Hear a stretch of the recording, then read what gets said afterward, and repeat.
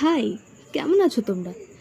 বেশ কিছুদিন ধরে ঘুরতে যেতে ইচ্ছা করছিল, তাই চলো আজকে একটু ঘুরে আসি।